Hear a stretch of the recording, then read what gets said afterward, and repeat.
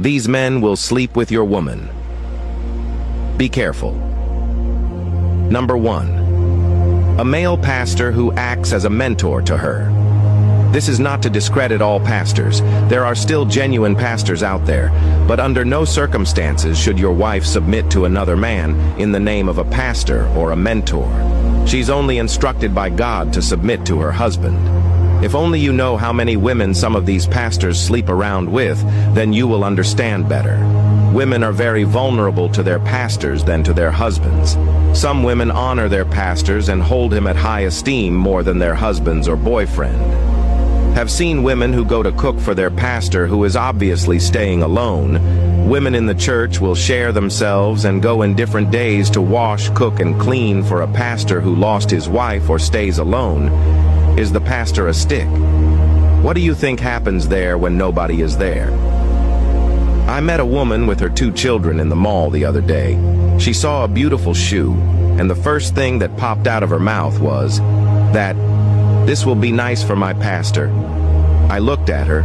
She was wearing a ring on her finger. I was shocked. I asked her if she was married, and she said yes. And I went further to ask her, "Don't you think this will be nice for your husband?" Her countenance changed. She said her husband has shoes. Can you imagine that? So it is the pastor that doesn't have shoes? Most pastors are the reason why some women are no longer respectful or giving their full attention to their husband. A man who calls himself a pastor will call your wife to meet him in the office, and your wife will just jump up and go there. Meanwhile, she can't respond to a simple request at home. She will kneel down to greet her pastor, who is almost same age with her husband, yet she stand and talk to her husband anyhow. She's ready to buy expensive gifts for her pastor on his birthday, but some cheap boxers and singlets for her husband on his birthday. Does that even make sense? There must be a boundary between your woman and her pastor. Number 2. A politician or a very wealthy man. Money is power.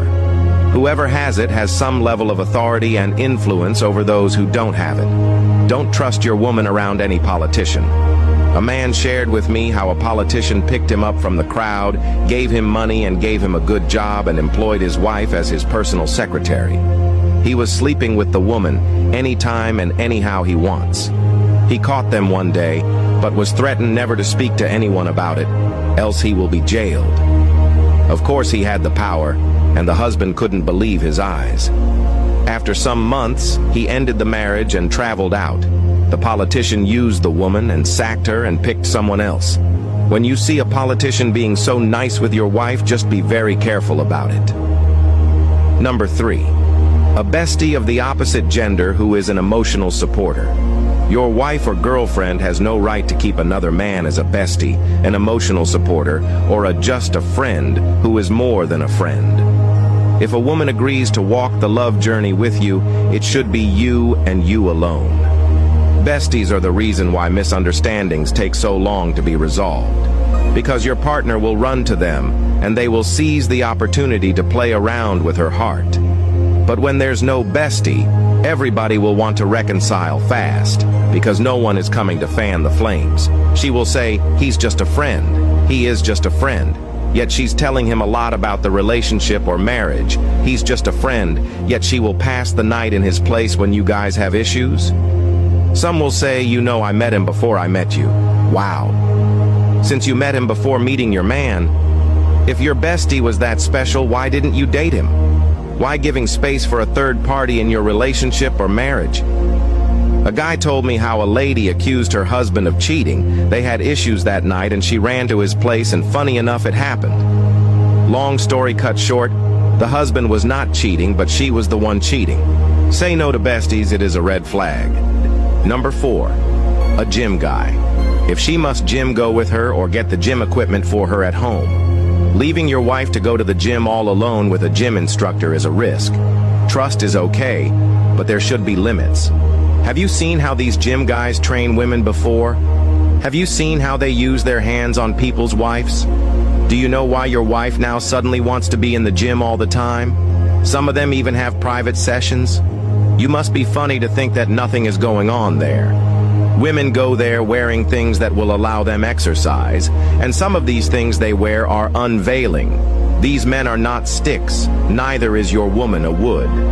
They will ask her to spread her arms, spread her body.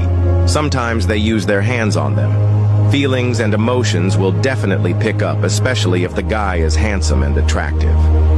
Save your marriage and relationship by avoiding all of these. If she won't stop going to the gym alone, then it's a red flag.